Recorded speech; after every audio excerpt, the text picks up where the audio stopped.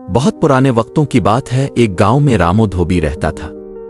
सीधा सादा, मेहनती मगर गरीब। लोगों के कपड़े धोना और इस्त्री करके वो अपनी रोजी कमाता था।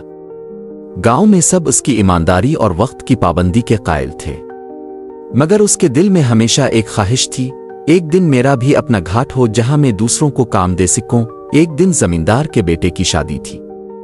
रामू को कपड़ों की लंबी फहरिस्त मिली। 50 जोड़े वक्त पर धोना थे। बारिश भी हो रही थी, घाट भी टूटा हुआ था, मगर रामू ने वादा किया, कल सूरज निकलने से पहले सारे कपड़े धुले हुए होंगे। गांव वालों ने मजाक आड़ा, एक धोबी क्या करेगा, वक्त पर ना हुआ तो।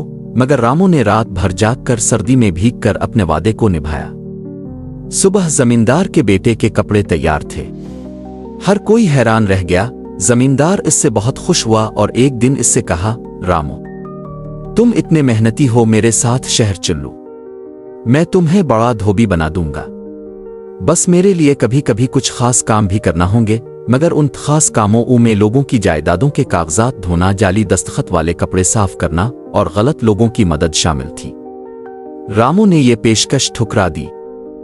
जमींदार को इनकार करने की सजा मिली। रामू के खिलाफ झूठी चोरी का मुकदमा बनवाया गया।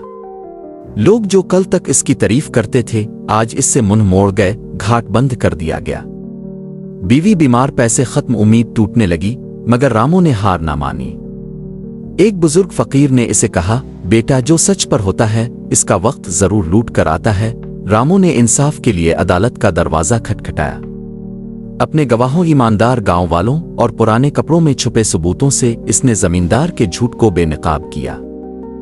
जमींदार को सजा हुई और रामू को इंसाफ मिला।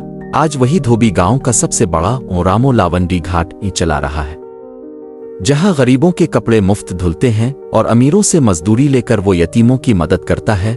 कहानी का सबक, ईमानदारी वक्ती तौर पर हार सकती है, मगर आखिर में वही जीतती है।